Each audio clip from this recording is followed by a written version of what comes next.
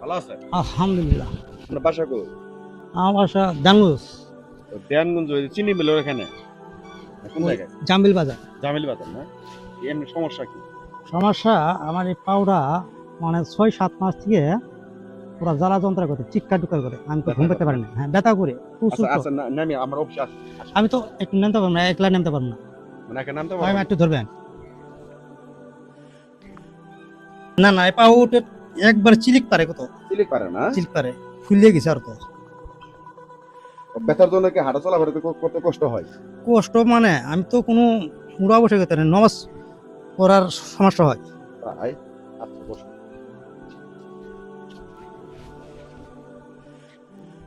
আচ্ছা, ধরনটা কেমন?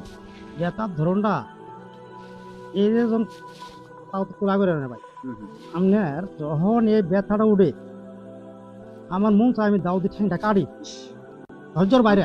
মানে কেমন করে? একবারে কামড়াই কামড়াই ঠ্যাং খালি মানে খিচি আসে, বেড়ে দিয়েছে এরকম আগুনের মতো চলে? জি।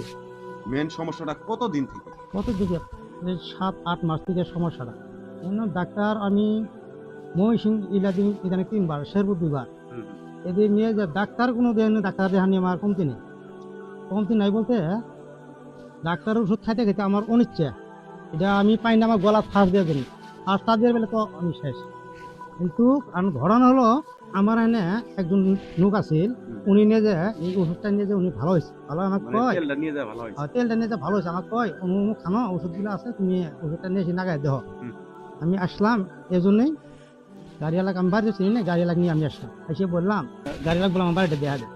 এই জন্য আপনার কাছে আসলাম, আসার পরে আমি ওষুধটা লাগাই দিই, যদি আমি পুরোপুরি সুস্থ হই, আপনার জন্য আমি দোয়া করবো, আমি আপনার কুড়ি দোয়া করবো, আমি নামাজ করি, আপনি দোয়া করবো, আমি আমার চিন্তা যদি ভালো হয়। আমি যেভাবে মালিশ করে দিমু সকাল দুপুর রাত, যেহেতু আপনার ব্যথাটা বেশি,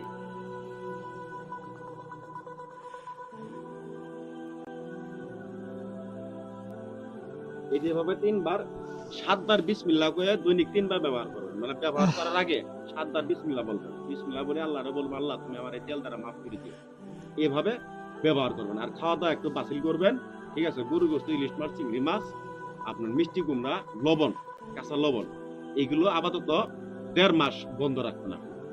আপনি 1.5 মাস অতিরিক্ত বন্ধ ডেললে তো রাখবেন। আমার সমস্যা, আপনি পাও আপনি 3 দিন ব্যবহার করার পরে এটা ফলাফল পাবেন, বুঝছেন? 3 দিন ব্যবহার করার পর তারপর আপনি আস্তে আস্তে নিজেই ব্যবহার। সম্মানিত দর্শক, ওনার চেহারাটা আপনারা একটু খেয়াল রাখবেন।